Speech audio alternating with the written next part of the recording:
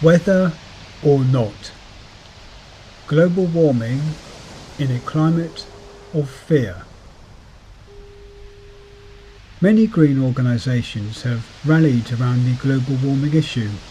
They seek to change national and international law to control climate emissions and thus help save the environment. These efforts have grown since the year 2000, so climate change has become a mainstream concern. This might be a moment to be wary, as campaigning is best when it is slightly disreputable. Are green groups doing anything really radical, or just offering a sense of promise which the politicians can grab? Think of the rainbow, an arc of light. It is a good symbol for climate change, for it needs both sun and rain. Green is the middle of 7 colours between the outer excesses of red and violet. If we think of these as left wing and right wing, the green lies just to the right of yellow. Perhaps liberalism is a little to the left of conservation. A thought-provoking metaphor in any case. With mainstream politics being so driven by consensus, there is a danger that green ideals are just a handy middle ground for the left and right to claim. They try to outdo each other, claiming the agenda for themselves. When it comes to global warming, there are other concerns. The green consensus view tells us that climate change is caused wholly by the emission of man-made CO2. We can all observe the weather, so a connection is easily made. Because the atmosphere is a global system, we must need a global movement to defend the climate, lobby politicians, organise rallies and publicity stunts. Local campaigners become global in outlook to lobby globalist politicians and corporations about an issue of planetary scope. The next step will be for a planetary organisation to lobby a higher body, perhaps that hot-headed monarch who rules the sun. We have reached a ludicrous position. Does nature listen to the lobbyists? Does the atmosphere care for Parliament? Is the solar system interested in media hits? However sincere and enthusiastic, the protest movement cannot affect the sunspot activity of our local star. Yes, this is still a local issue. 93 million miles is nothing in galactic terms. Campaigners believe the CO2 theory, so are oblivious to such irony. Thinking themselves global, they are the most parochial of all, feigning dominion over creation, when all they can do is lobby politicians. This pseudo-globalism detracts attention from real, on-the-ground campaigns.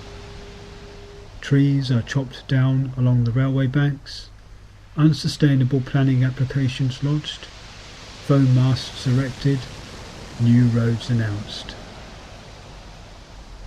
Suddenly, the climate change protests are revealed as a deluded sideshow. Well-meaning and passionate, no doubt, but naive to a culpable degree. In the past, green groups were passionate about local issues, which did not mean parochialism. Think global, act local was the Agenda 21 mantra.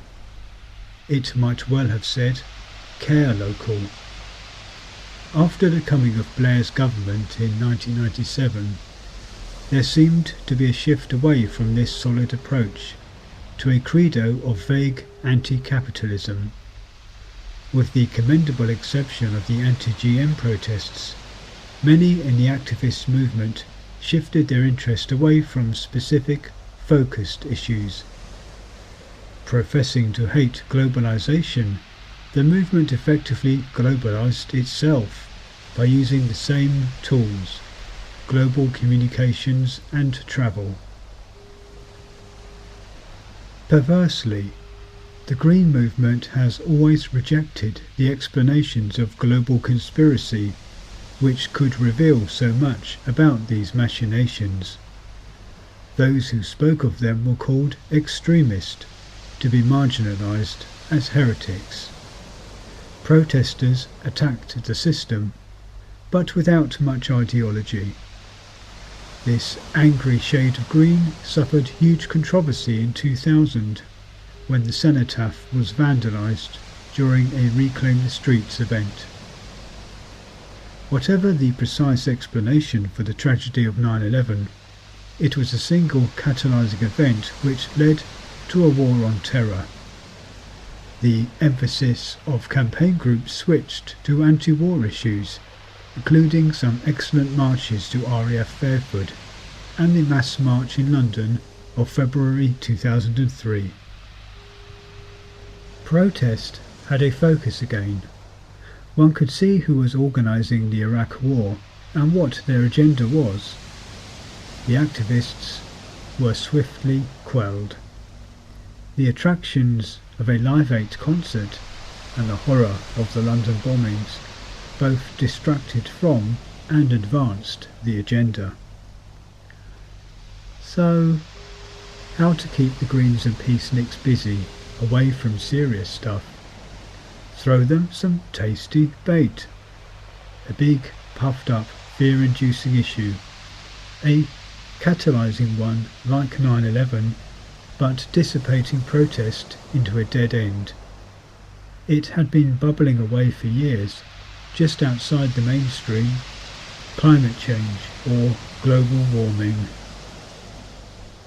Not long after the Iraq War, a fictional film called The Day After Tomorrow depicted the issue in Hollywood style. A year or so later, Al Gore's documentary An Inconvenient Truth offered an apocalyptic lecture of the same scenario. Rather ironic that Al Gore conceded defeat to George W. Bush in 2000, after which Bush became the most lampooned figure of the Green Movement. Strange how the Green Movement never refers to this dichotomy while idolising Al Gore. Bush might be stupid, but has mocking him as a figure of fun created a cute villain and dumbed down the Green Movement? Bush becomes a funny rubber mask, not a dangerous political force. Those who blow raspberries forget cogent arguments and fail to assess different viewpoints. If stupid old Bush denies climate change, then it must be true, surely. There are cogent arguments which say the opposite, that climate change caused by CO2 is a nonsense, and that other factors are at work: solar cycles and the Earth's polar shift. CO2 follows warm periods which encourage greater plant life. Plants breathe it and give out oxygen. According to IMF, World Bank and North American Union documents, global warming by CO2 is a deliberate fraud to enable global taxation and regulation. It seems our planet has been progressively cooling since prehistoric times, with occasional upward bumps on a generally downward slope. Imagine walking down a mountain and stepping over molehills on the way. Such bumps led to vineyards in Roman Britain, the medieval warm period, and the current situation. However, these historical periods did not seek to blame the weather on mankind's activity. However, it suits the globalists' agenda to do so. The more that campaign groups and green activists sing to the same hymn sheet, the fewer heretics there will be. Not all heretics agree about what is correct, but they believe in the free exchange of ideas, a threatening concept for global control. In becoming globalized, campaigners can become arrogant, not rooted in locality, they spurn issues under their nose. Think global, act local becomes think global, act globalist. How easy to become a globalizer and switch one new world order for another. Of course, it is not right to pollute the air, build upon the countryside, destroy our biodiversity. To reject the CO2 theory of climate change is to reject a climate of fear, not the idea of a greener society. Fighting these ills has been forgotten by many of today's activists. Unlike William Blake, who could see a world in a grain of sand, an eternity in a flower, this globalized green movement wants the world itself. We must all subsume to this mass movement or be ranked with the likes of Jeremy Clarkson and George W. Bush. However, the truly green know the wonder of locality, the specific aura of place. To quote another movie title, the world is not enough.